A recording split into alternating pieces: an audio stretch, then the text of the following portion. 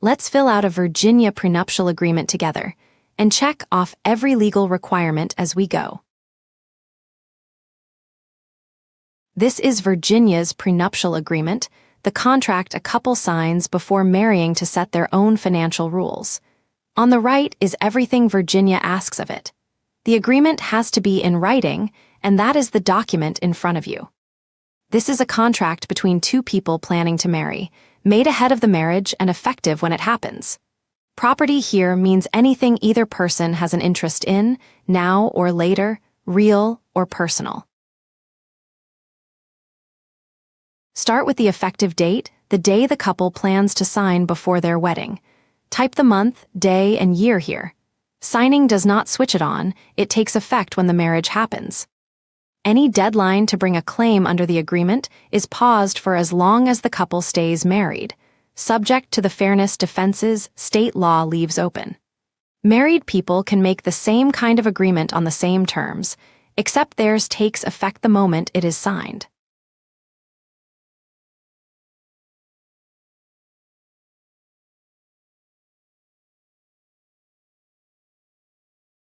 Next, enter each prospective spouse's name and mailing address, exactly as they will appear on the signed pages.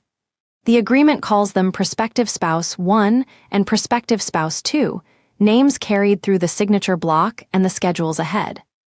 Each person has to sign it of their own free will. An agreement someone did not sign voluntarily does not hold against them. Neither person owes the other any payment or promise for this to hold. The marriage itself is the exchange.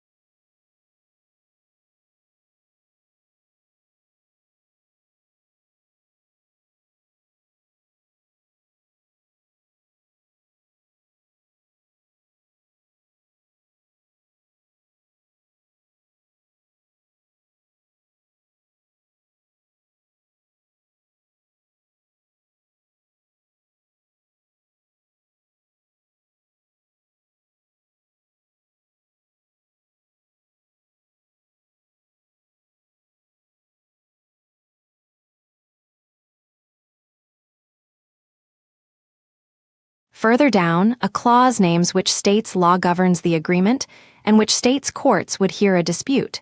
This is a Virginia agreement, so both blanks say Virginia. The couple can pick which law governs the agreement. The attached schedule lists each person's finances. Spouse 1's copy shows a bank account, a car, and some jewelry as examples. State law sets how each person discloses what they own and owe, and what happens to the agreement if they do not. It can set each person's rights in any property, no matter when they got it. It can cover the right to buy, sell, use, and manage property.